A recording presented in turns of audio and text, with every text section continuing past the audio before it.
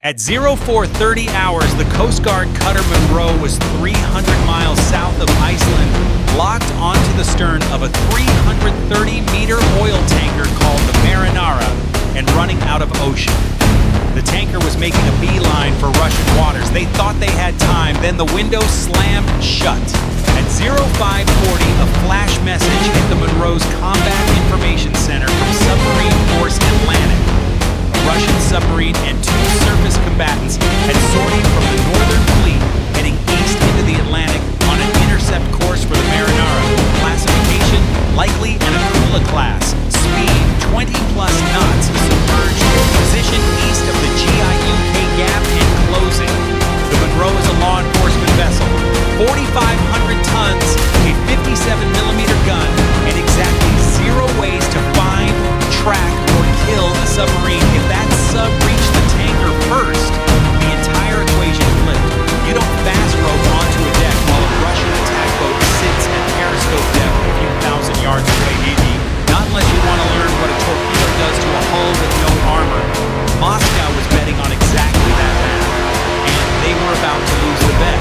Here's the move Moscow was actually making. Send the sub, shrink the window, and force the Americans into an impossible choice. Board now in brutal winter seas and risk the team, or wait for weather and risk facing a Russian warship parked alongside the target. Either way, Russia wins. The tanker reaches Murmansk, where the Americans blink. This is asymmetric warfare at its most elegant. You don't need to beat the most powerful navy on Earth to fight. You just need to change the strategic calculus until fighting isn't worth it. A single submarine, a painted tricolor on the stern, and suddenly a sanctions warrant becomes a question of how many lives Washington is willing to spend. And 19 other tankers that had just switched to Russian flags were watching closely. If this one made it home, the message was simple. A flag and a submarine are all the insurance you'll ever need. It was a solid bet. Russia had been testing American resolve at sea since the Cold War, and their track record in that arena was real. But there was one piece of ocean they had to cross first, the GIUK gap, and that was the worst possible water on Earth for a Russian submarine commander to drive through. Within 3 hours of that flash message, C-17 Globemaster transports began landing at RAF bases across the United Kingdom, at least 10 of them. Ground crews unloaded MH-60 Black Hawks, MH-47 Chinooks, and crates stenciled for the 161st Special Operations Aviation Regiment, the Night Stalkers. These aren't ordinary pilots, they're the taxi service for Tier 1 operators heading into very bad neighborhoods. At ERAF Fairford, CV-22 the Ospreys ran fast rope drills in broad daylight. At RAF Mildenhall, an AC-130J Ghost Rider gunship rolled off a cargo ramp, a flying artillery platform with a 105mm howitzer and the ability to put a precision round through a window from 15,000 feet. OSINT analysts posted every tail number within hours. Flight tracking sites went white hot. The message was loud enough to hear in Moscow. The United States was coming for this ship and bringing enough hardware to handle anything Russia put in the water. But that was the show. Every C-17, every tail number, every flight tracking hit was designed to be seen. The buildup that every analyst on Earth was tracking was theater, a magnificent, deliberate distraction. The real strike package was already at sea, riding a ship nobody was watching, waiting for a window that hadn't opened yet. Put yourself in the shoes of the Russian planners. You see 10 transports, a gunship, an entire aviation regiment staging in England. Of course you assume the assault launches from there. Of course you tell your tanker captain to watch the skies over the UK. That's the trap. They were reading the headline while the real story sat on a Coast Guard cutter's flight deck, tarped and silent. This is the part of high-stakes poker the amateurs never understand. The hand you show isn't the hand you're holding. The giant wanted Moscow looking east at England, while the actual play developed 300 miles south of Iceland. And the submarine still had to get there. To reach the Marinara, it had to cross the GIUK gap, the deep water stretch between Greenland, Iceland, and the UK. UK. NATO has been listening to that choke point since 1952. If a shrimp so much as sneezes down there, NATO doesn't just hear it. They know its name and where it's headed for dinner. The technology waiting for this boat was 2 generations ahead of anything the Soviet Navy ever faced. If you were the Russian commander, would you A, push hard through the gap and gamble on speed, or B, go slow and quiet and pray the net has a hole in it? Comment below, but there's no good answer, and that's the point. At 08:15 hours at 30,000 feet over the North Atlantic, the U.S. Navy P-8 Poseidon had already been seeding the water with sonobuoys. The P-8 carries 129 of them, each a small canister that hits the surface, sinks to a preset depth, deploys a hydrophone, and listens for what a submarine cannot hide: pump vibrations, propeller cavitation, the low groan of a steel pressure hull compressing at depth. Think of it as scattering 129 microphones across hundreds of square miles of ocean. Here's the physics that haunts submarine commanders. Sound travels 4 times faster in water than in air, and it never really stops. A pump vibration at 200 hertz can carry 60 miles through deep ocean channels. The boat can go slow, it can go quiet, but it cannot stop the ocean from carrying its noise to a hydrophone it never knew was there. It's like sneaking back into the house at 3 a.m. No matter how quiet you think you are, your wife is already awake. Getting past her was never actually an option. And the American P-8 wasn't alone. A Royal Air Force P-8 worked the North Sea. A Norwegian P-8 covered the Norwegian Sea approaches. An RAF RC-135W rivet joint, a signals intelligence aircraft the size of a 707, copied every Russian transmission in the theaters.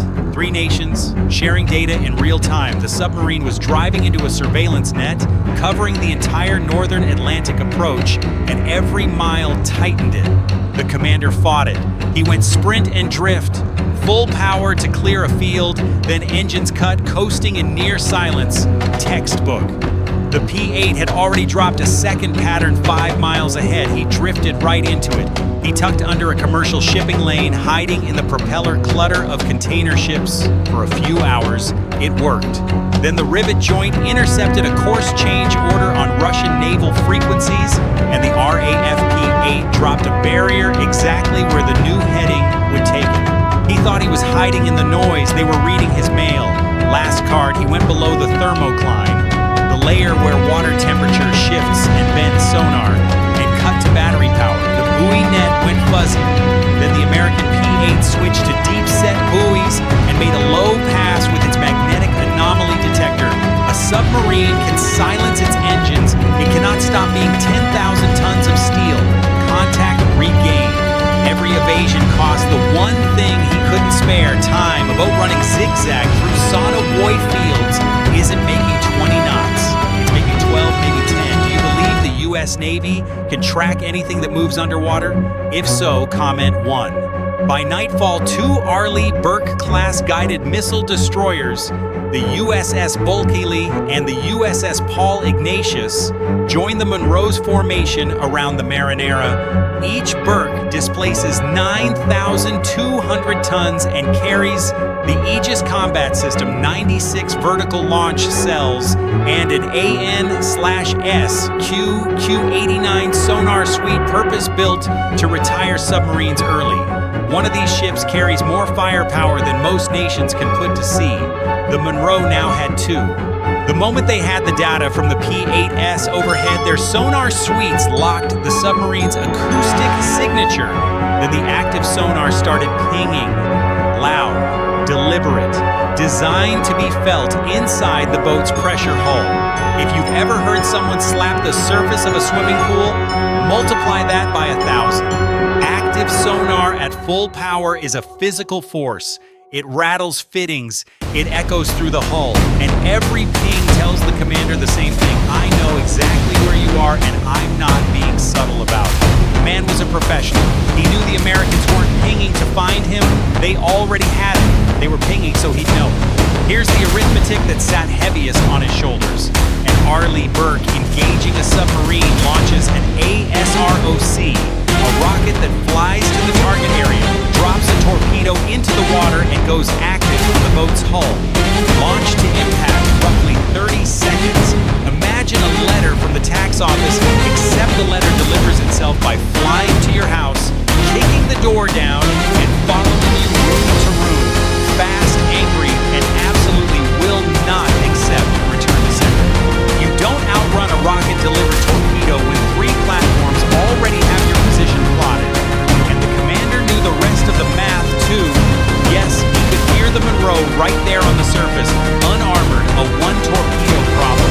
But the instant he fired, he'd have 2 Burkes with his position fixed, P-8S overhead with torpedoes ready, and the absolute certainty that launching a single weapon meant he and his crew would not survive the next 60 seconds. That is the arithmetic of submarine intimidation against the most powerful Navy on Earth. He was there to escort, not to fight. The Americans understood that perfectly, and they weren't waiting for him to change his mind. 3 clocks were running, the tanker still grinding 9 knots toward Romance, the submarine burning hours on evasion routes he never planned, and the weather, the one variable nobody could control. For over 2 weeks, the Atlantic had thrown 15-foot swells and horizontal rain. You can't fast rope onto a pitching deck in that. Every hour the storm held, the sub got closer. Then the sea blinked. Before first light, the Atlantic blinked first. Swells dropped from 15 feet to 4. The wind died. Visibility opened to miles. For the first time in over 2 weeks, a helicopter could safely work over the tanker. It was go time. On the Monroe's flight deck, a Coast Guard MH-65 Dolphin spun up. The MSRT, Maritime Special Response Team, the Coast Guard's Tier 1 ship seizure unit, loaded in full boarding kit. The Dolphin lifted off, banked toward the Marinara's silhouette in the haze, and brought itself into a hover. The ropes went out. From the tanker's bridge, the captain watched a single helicopter, a single cutter.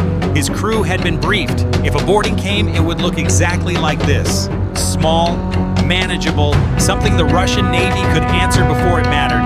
He reached for his radio to signal Murmansk. He never finished the transmission. That's when 2 shapes slid out of the haze behind the Dolphin. MH-6 Little Birds, a Somme, under 3,000 pounds each, barely bigger than a car.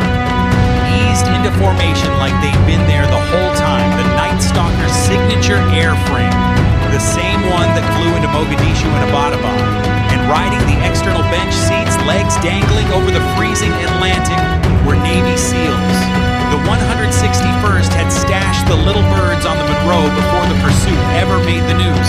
While 10 C-17 delivered Black Hawks and gunships to England, the buildup every analyst on Earth was tracking, the real strike package had been riding a Coast Guard cutter the entire time. Nobody knew they existed until they were in the air. They showed Moscow, England, and dealt them a royal flush from a cutter's flight deck. The MSRT fast roped onto the forward deck and went for the bridge first. Communication secured, navigation locked, scuttling capability gone in the opening seconds. If that captain had gotten a distress call out to a Russian warship, the entire legal picture changes. He didn't get the signal out. Within 90 seconds, the Monroe's CIC had confirmation. Bridge secured, all comms dark.